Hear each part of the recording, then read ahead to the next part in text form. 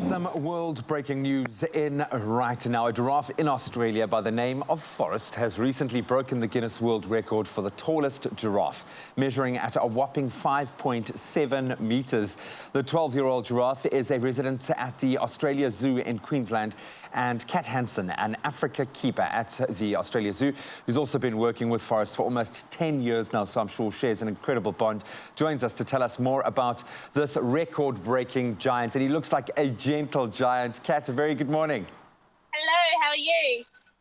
All the better for seeing this amazing, very tall gent stood beside you. I've got to ask straight off the bat, how tall do male adult giraffes generally grow? And just how unique is it for a gent to grow this tall as Forrest has? So males generally reach around the 5.5 metres range. So Forrest here being over 5.7 metres makes him very unique and in fact the world's tallest living giraffe. At what point did you decide, okay, let's get him measured? We think that he's standing head and shoulders above the rest. At what point did you decide to contact the Guinness World Record Department and actually make it official? We had lots of people coming to the zoo and they couldn't believe how tall he actually was. So even when you meet other giraffes and you come by and you see Forrest, you can definitely tell he stands towers above the rest. So we thought we'll give it a shot and just see what his measurement actually is.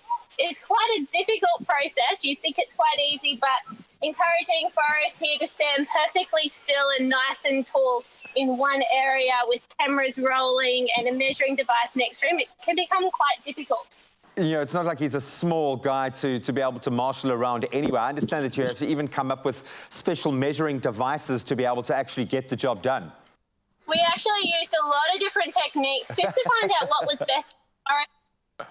We ended up coming a measuring pole. So getting him to come and stand next to a measuring pole and putting his favourite treats beside the highest measurement is how we got the measurement with him.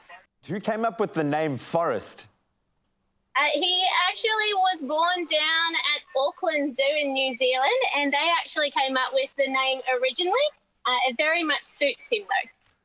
I have visions of people screaming, "Run, Forrest, run."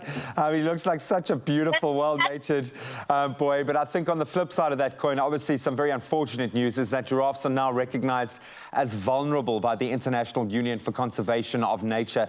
How do you hope that Forrest, who's now become the spokesperson, if you will, he'll draw more attention to the current plight of giraffes? Definitely. Any attention that we can bring to giraffes and their conservation needs is vital for their survival. Giraffes are actually facing a silent extinction with a 40% decline in the last 30 years. So people coming and meeting Forrest on a daily basis, they can actually fall in love with him just as much as we do and help want to conserve them out in the wild. But also money from Giraffe Encounters goes back into Wildlife Warriors, and here at Australia Zoo we help support the black mambas down in South Africa, which are helping giraffe in the wild as well. Oh, no, we've reported on the incredible work that they are doing, and this isn't the first time we've connected with you guys as well, so thank you so much for your efforts on the other side of the world. It is really, really encouraging to see a story like this for us during quite dark times, admittedly, at the moment, so thank you so much, and please give him an extra carrot just from his South African fans, if you can. Will do. He definitely loves his carrot treats. Thank you so much, Kat. I think we couldn't possibly end this conversation without talking about the legendary wildlife family that is the Irwin family, who we've also reported on recently, the owners of Australia Zoo, in fact. And we remember Steve's passing in 2006 with great sadness, obviously left a void in the world of conservation. But the remaining family's passion for wildlife has certainly continued. Incredible. And that's where we're going to leave this wonderful story, hopefully this morning. The story of Forrest has inspired you as much as it has inspired us.